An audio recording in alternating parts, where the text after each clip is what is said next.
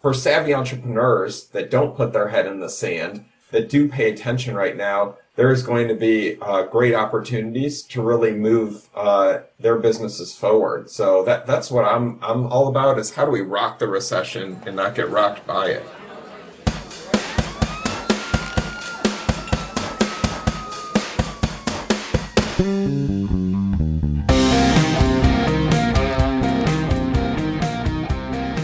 Hello, friends, and welcome back to the show. Today, I'm thrilled to be joined by Jonathan Slane here in the Mastermind.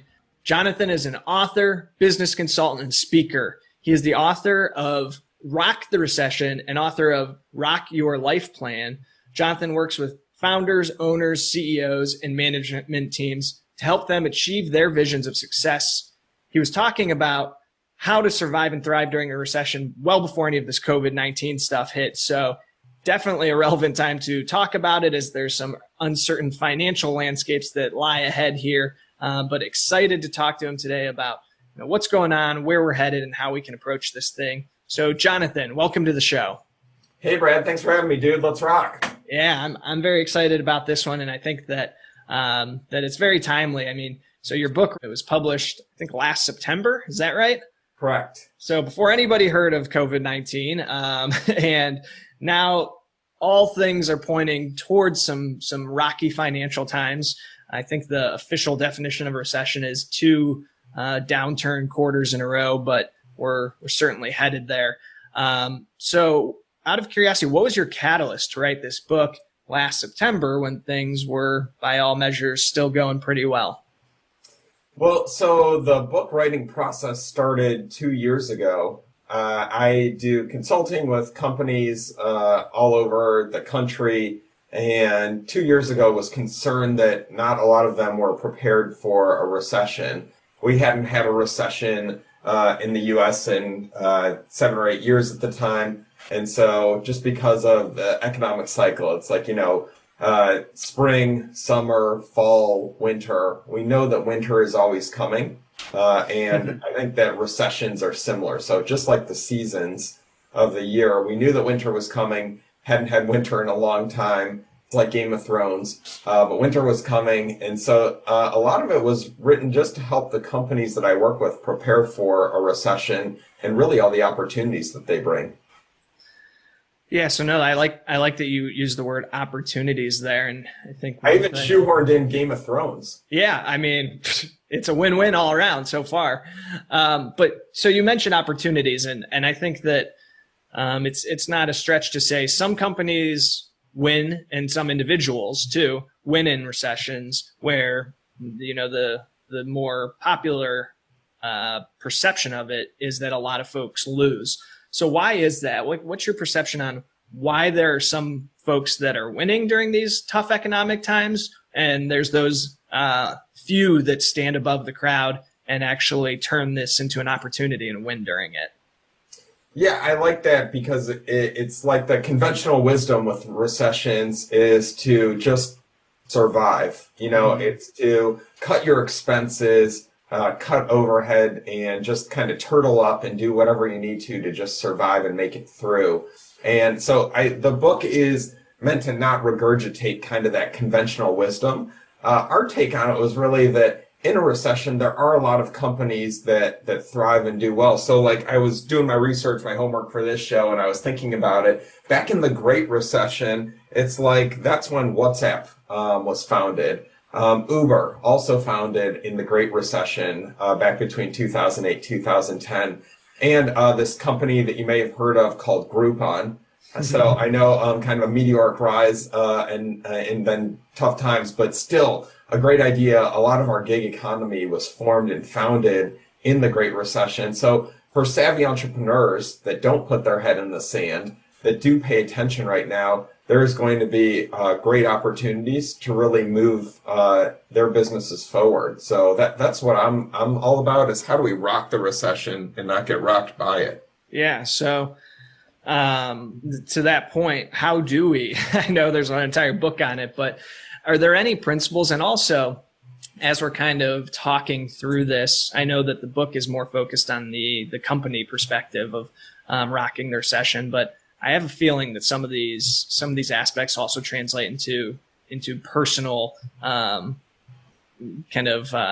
personal aspects that can be translated into personally rocking the recession. So if you have any thoughts or input on that too, I'd love just to understand on kind of what some of these key tenets are of the book, and if there is any relation to how somebody individually can look at the recession as an opportunity. Yeah, Brad, I think it's, people are always like, well, what's the one thing I can do to start? They always want me to boil down the entire book to one thing to start. So if you want one thing, it's for the audience to go to recession.com. That's my website, and they can do a free assessment. So it's 5 to 10 minutes. There's 20 questions there, and that will help people to understand how prepared they are for a recession. And this idea of benchmarking is just what we found that all the people that did really well in the Great Recession, that was their first step, to understand how prepared they are versus everybody else. And so we designed the assessment based on all the stuff that we learned about recessions by doing all the academic research. And you'll get a score. It's from 0 to 100. If you get a 0, you're likely to have a bankruptcy in the next recession. If you get 100, you're probably looking forward to the coming downturn because you're so prepared to pounce to leverage all the opportunities that a recession brings. And then I checked just before we started recording, and we've gotten thousands of responses on the site. The average score right now is a 52. So you can go there and take it. If you get above a 52, better than average right now. Below a 52, have some work to do. So you can grab a copy of the book and start following all the principles. But even agnostic of that, I think the second part of your compound question was, how does this apply, in life planning? So what does that look like? And really, a lot of the same 20 questions in Rock the Recession that are for businesses translate to our personal lives as well. So, for example, one of the questions on the business side is, do you have enough debt available to be able to survive and thrive in a recession? That works both for businesses and it works for individuals.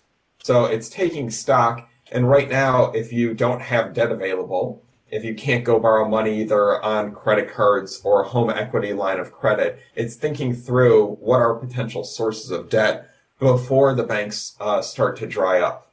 I don't know if you remember, but I know a lot of the audience was not in the middle of their working career back in the Great Recession. I think a lot of us were probably graduating college right around that time. Yep. I'm a millennial too. I've got one finger over the line. But, when we think back to that Great Recession, it's like the banks started to clamp down on credit. Mm-hmm. So now is the time. Hopefully we can get the podcast published and out there now before the banks start to retract credit, make it harder to get credit cards, harder to get home equity lines. Now is the time to get in there and to make that sort of thing available for yourself. So why is that important to have access to those lines of credit, when the economic downturn comes? Yeah, so two things. So it doesn't have to just be debt. If you have cash available, that's even better. So I like that idea of having that war chest, that savings of cash. But if you don't, then things like debt, what it helps you with, two things. So the first is, if you do have to survive, if you do lose your income, which, we've never seen such an unprecedented, right now we're living through coronavirus. We've had 26 million people in 5 or 6 weeks go on unemployment all of a sudden. So unemployment has skyrocketed is the important thing to know there. Mm-hmm. But if you don't have savings, then you're going to need to survive somehow. And then my book, the Rock the Recession piece, is how can you deploy capital, either debt or cash, to buy stuff. So let's think about this. If you are an entrepreneur and now's your time, you got laid off from your job or furloughed, or you quit and decided to take unemployment because it was a better deal for you, and now you want to start your first business, and it's a food truck. So you think that the future is food trucks, you're a good cook, and you like this idea that brick and mortar restaurants are going to be tough for a while because of social distancing. You want a food truck. Well, if you can call your bank and let the bank know that you're interested in food trucks, then the bank can look out so that when they repossess a food truck from another company that's not paying their bills, you can buy that food truck for cheap. So a food truck, I don't know, how much do you think a food truck is, Brad? I don't know, 50,000, 100,000 for a food truck? That sounds fair. Okay. So instead of spending 100, maybe you can put your bank on notice that you would love to get in the food truck business, that you have 20,000 available to you, and then you can buy that food truck for a fraction of what it would cost to buy it new. Because banks, what I've learned in the last recession, they don't want to own food trucks. They're not in that business. It's a pain for them. They have to pick up the food truck. They've got to store the food truck somewhere. They've got to hire a company to appraise it. They've got to hire an auction company to sell it. All those things cost money. The auction company is going to want a third of whatever they sell it for. By the time the bank takes possession of the food truck, holds on to it, ultimately sells it, that's a losing proposition for them. They would love for a good customer of the bank, like our audience, to just take it off their hands. But you have to have cash or debt available to get those deals. That's what I mean by being able to rock the recession and pounce.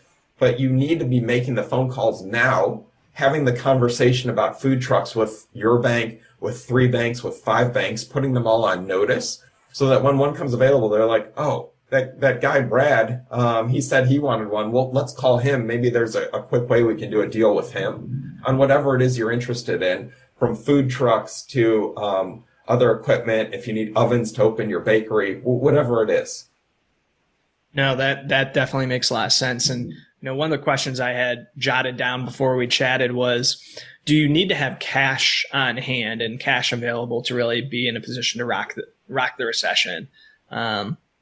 Based on that, what I'm gathering is you don't necessarily need to have that cash as long as you have some sort of access to capital. Well, yeah, look, so for me in the Great Recession, I did 4 deals. I owned gyms, and one of the things that did work well for me was that I let my bank know that I wanted to buy gym equipment. And so they would call me and they would say, look, there's a gym that went out of business in New York City, and we can send you an Excel spreadsheet of all their equipment, and you can make us an offer. And so they'd send me the Excel spreadsheet. It would be about 30,000 of equipment. I would call them back and I would say, look, I can maybe overnight you a check for $1,000. That's what I have. And they'd be like, let me call you back.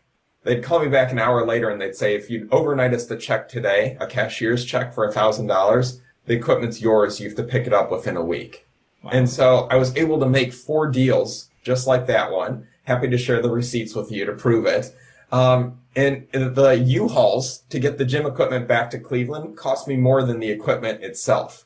So those deals are out there. It doesn't have to be a ton of capital, but hopefully if you can scratch together $1,000 and you can be clever, I think there's lots of opportunity. But also, if you don't like that idea, think through, like, I know a lot of our audience are service businesses. So they're like, I don't really need a lot of equipment. What do I do? And so thinking through, like, right now was probably the worst time for baby boomers to have coronavirus hit. The baby boomers were all super excited about how strong the economy was. 401ks have never been better. Stock market had never been better. They were all hanging on for one more year, knew we were probably getting late in the economic cycle, but things were going so well. And then boom, the economy just shut down. Unprecedented, overnight, vaporized a lot of 401k holdings. Stock market tumbled. I don't think a lot of baby boomers are going to want to ride through another economic cycle. I don't think they're going to want to do another 3 to 7 years clawing their way back to recovery.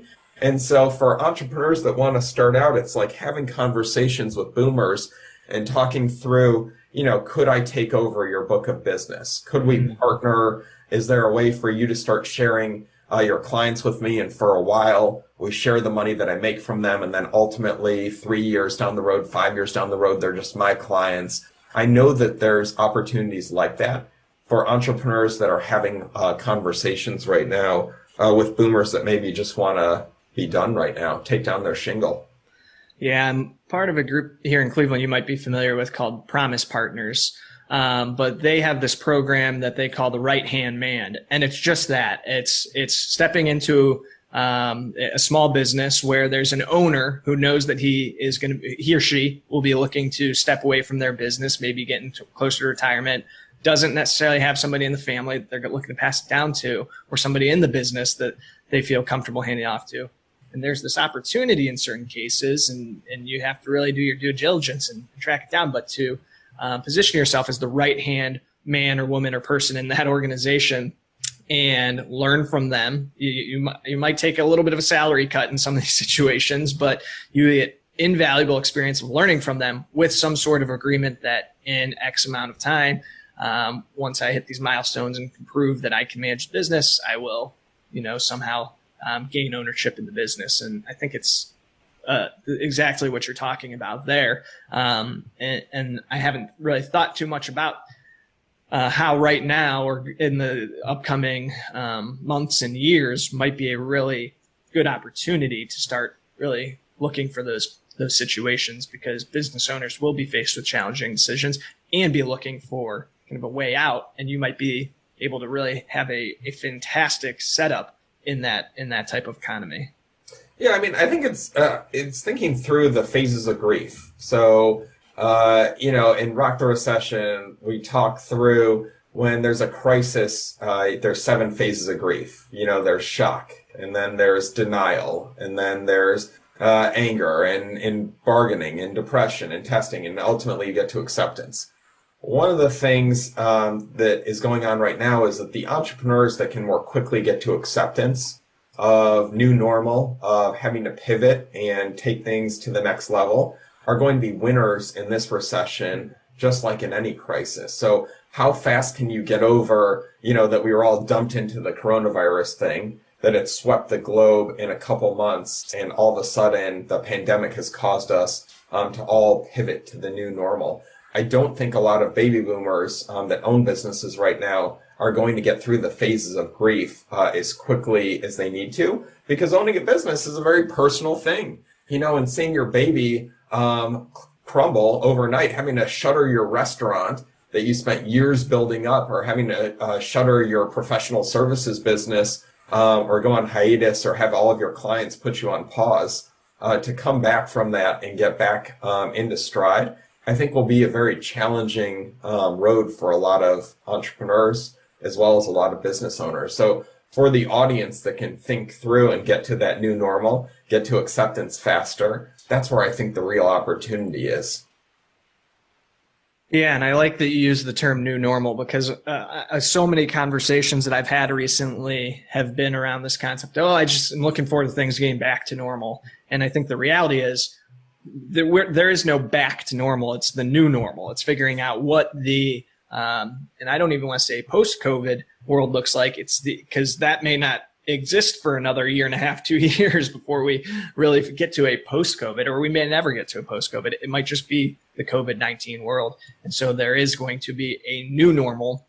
And like you said, that final stage in grief is acceptance. So accepting that is going to be super important.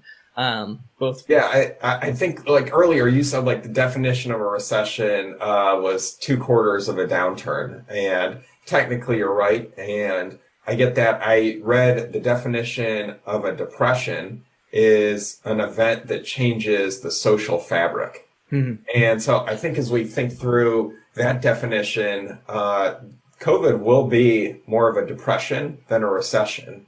And so I don't want to depress the audience, but depressions bring even greater opportunity for innovation. So as we think through, like in the Great Recession, GDP dropped 5%. I think people assumed that it was a lot more. The economy took a bigger hit than 5%. But at the height of Great Recession, 5%, you can Google it and verify. Already predictions for what we're seeing right now, the Greater Recession, the COVID recession, is probably more like 15 to 25% of a drop in GDP. So think about a 3 to 5x increase in magnitude over what we saw at the height of the Great Recession. And that's probably what we're going to see. The bigger the recession, the bigger the opportunities that come along with it. And so, again, that's the message, is that there's really going to be an opportunity to rock if you can get your head around that the world is changing, that we are not going to just bounce back to how things were in January. And so, again, I don't want to be Chicken Little, but as we look at a lot of the stuff, like I'm an economic geek, so thinking through, how do you print $2 trillion worth of funds to put businesses and individuals at ease with their paychecks? And then we're printing more money in the US to be able to further stimulate the economy. All moves that I agree that we should be making. But as we print $2 trillion, $3 trillion, $4 trillion, that has big effects on our economy that will cause us to change moving forward once we get through coronavirus. And then we still don't know, Brad. You know, my wife's an ICU doctor, pediatric ICU doctor here in Cleveland. We don't know if this virus will be like polio, where there will be a vaccine and you take the polio vaccine and you don't get polio, or if it'll be more like the flu virus, where we need a new vaccine every year because the virus is really good at mutating. We just don't know yet until science has had a year to study it. Mm-hmm. And so I think there are a lot of unknowns, but I think the one thing that we do know that is bedrock is that the entrepreneurs that dig in right now, that, take the assessment, are honest with themselves about where they are right now and then work to improve it, that make phone calls to their bankers, that make phone calls to other business owners, that do promise partners, they're going to be the big winners, regardless of what kind of virus COVID ends up being.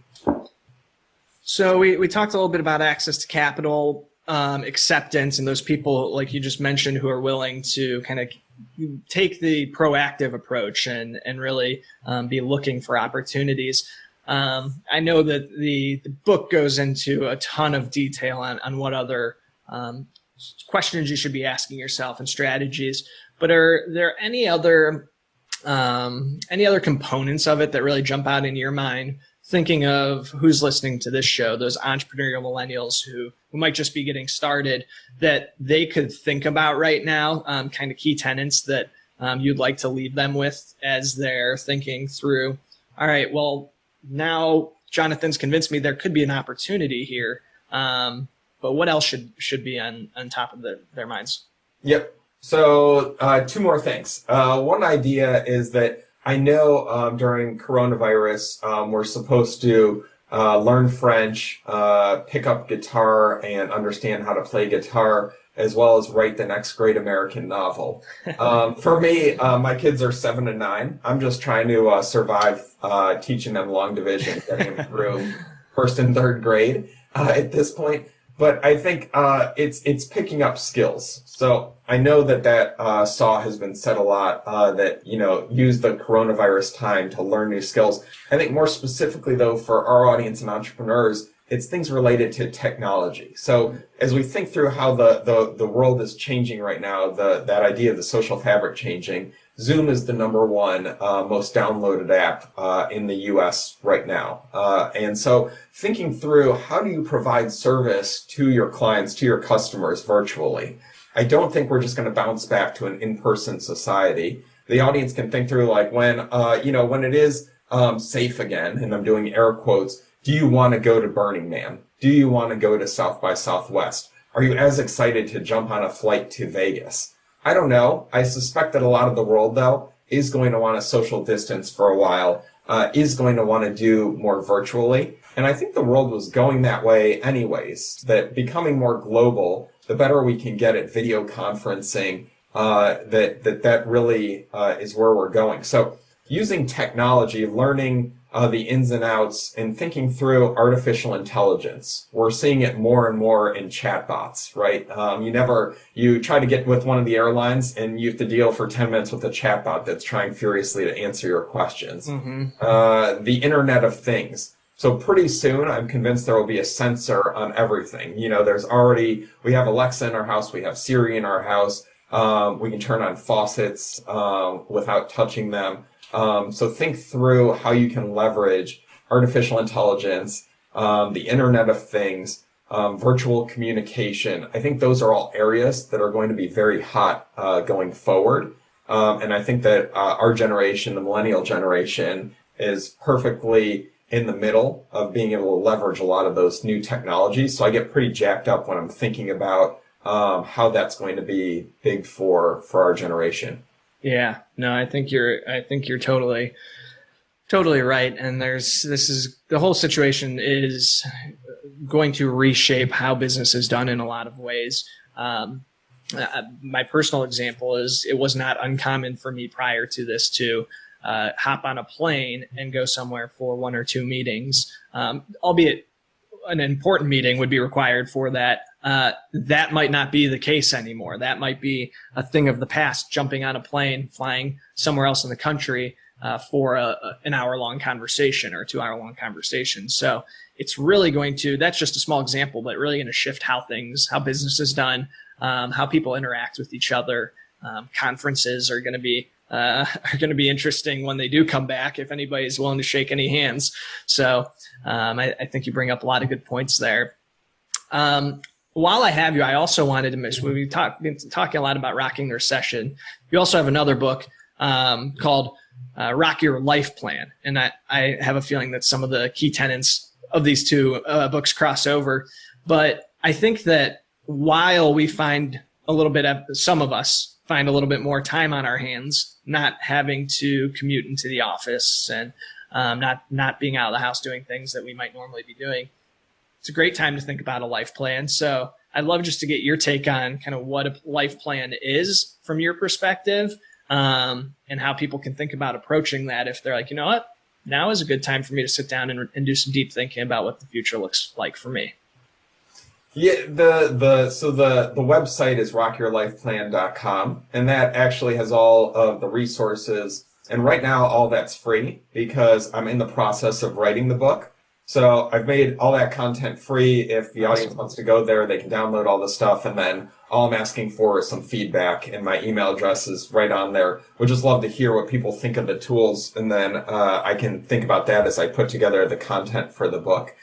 So you've got an exclusive on that because I don't think I've mentioned that on other shows that I've done. I know you were interested in the life planning part of this. And for me, life planning has been part of what I've done for the past 10 years. It was introduced to me by a mentor, Paul Belair, who's actually my co-author on Rock the Recession.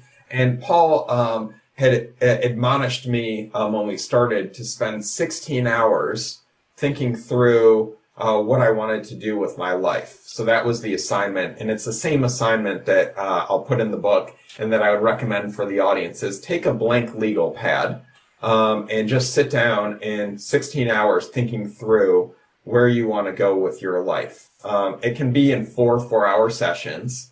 For me, it was more like 8 2-hour sessions. I don't know if I have the attention span for 4 hours, but you can adjust that, whatever fits for you. And it doesn't have to be a blank legal pad. You can use a blank Word document.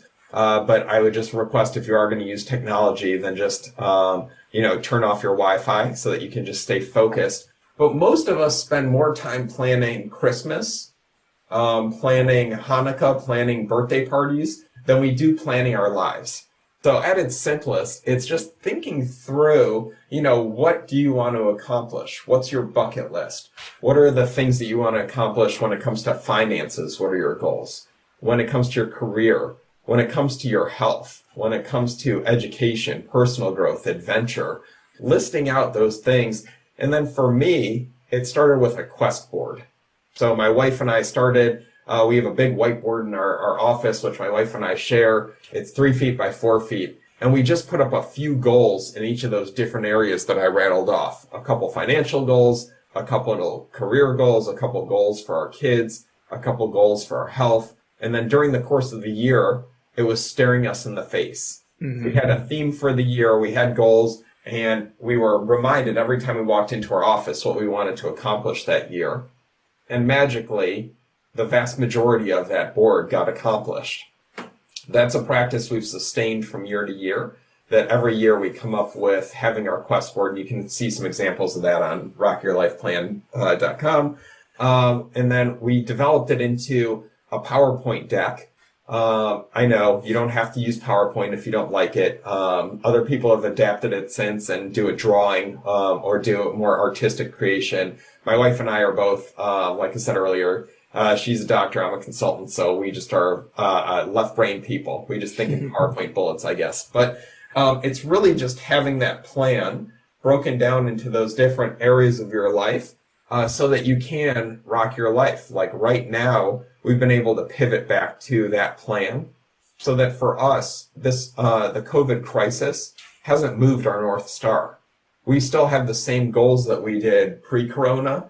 And so for us, it's just felt like we've got a lot more time at home right now to be able to double down and focus on those areas of interest and pursue the things that we had already put down.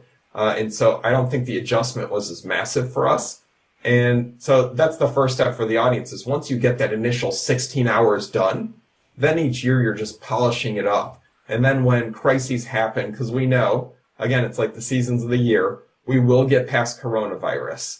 And then it'll be spring, but then summer and fall, and then there will be winter again. And as the earth gets more populated, I think that we're going to have more natural disasters, more hurricanes, more floods, more things like coronavirus happen just because of population density. Mm-hmm. So again, having that life plan in place, I don't think it's too late. And I love your suggestion that maybe people use a little bit of this time to start to come up with their first draft. Oh, muted myself there. No, I love that concept. And that really, that idea that people spend more time planning their holiday or a party than they do planning their life is, it's so true. And I just think about my own life. I'm like, yeah, dang, there are definitely times where that's been the case. So I love that you use that example. So one thing I wanted to kind of focus in on there is after the 16 hours of really going through that, how did you, so you boiled it down into kind of that PowerPoint, but how do you extrapolate the key items? So I think about how I would go through that, and there'd be pages and pages then of information that I developed during that planning session. How did you go from that to PowerPoint slides? Can you just maybe focus on that part of the process real quick? Yeah, for sure. So I did initially generate hundreds of pages of material because I wanted to read lots of different articles. So, for example, for health, I had some goals related to running my first half marathon. And then from there, it's like, okay, now I need half marathon training plans and understand what that really looks like. Ultimately, once I generated, so I started by making a big mess with my wife. We had tons and tons of material. And then for us, the much harder part was distilling it down to PowerPoint bullets. It's easy to gather lots of stuff, right? You just print out lots of stuff and start reading through it. But the process was to get all the material we wanted and then to start highlighting it and making Post-its the parts that we really like to flag it. And then taking those highlighted sections and Post-its and getting them into bullet points. And then from there, the hardest thing is always distilling it down to what gets to stay. So that at the end of the day, in each of those buckets that I rattled off, financial health, wellness, career, kids, personal relationships, then narrowing it down to what are the 3 to 4 keys in each of those areas. And then each year trying to figure out what is the one thing that I can do to move this forward. And that ultimately gets translated to the quest board so that we can knock that out this current year. And then with our bucket list, we allowed ourselves to have 100 ideas that we want to cross off on our bucket list. But each year we go through and we flag what are the 3 to 4 this year that we're really going to focus in on. And that's how we plan a lot of our trips. So one of our things was we love scuba diving. We wanted to go scuba diving with sharks. And so we planned a trip where we knew there was scuba diving with sharks so that we could knock that thing off of our bucket list. It makes it a lot quicker and easier for us to plan our trips because we know exactly what we want to do and can quickly narrow down the whole gamut of possibilities to the ones that make sense specifically for us and what we want to accomplish. And it makes us a lot better at being able to save because we have very specific things that we want to do with our money, instead of having it be just whatever happens.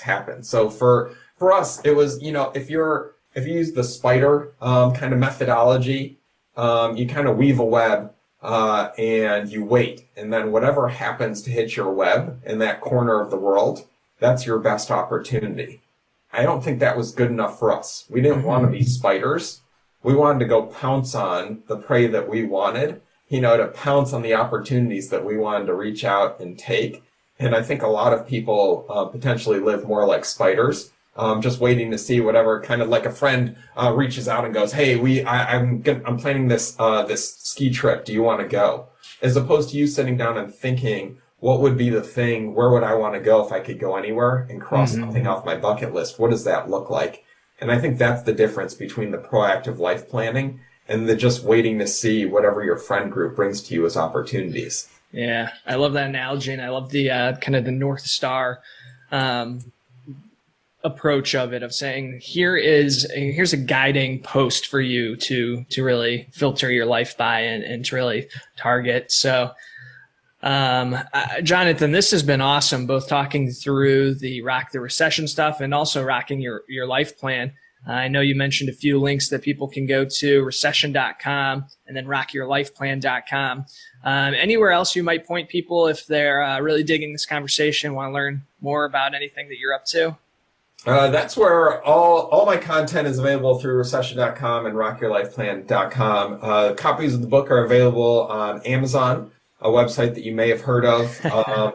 And so that's where they can get everything. And then if they want to email me, all of my info is on those sites. Would love to hear from the audience just about the stuff that they took away from the podcast or with the Rock Your Life Plan material, the stuff that's vibing for them or not working for them. Would love to hear that too, as I'm putting together the content for that book as well.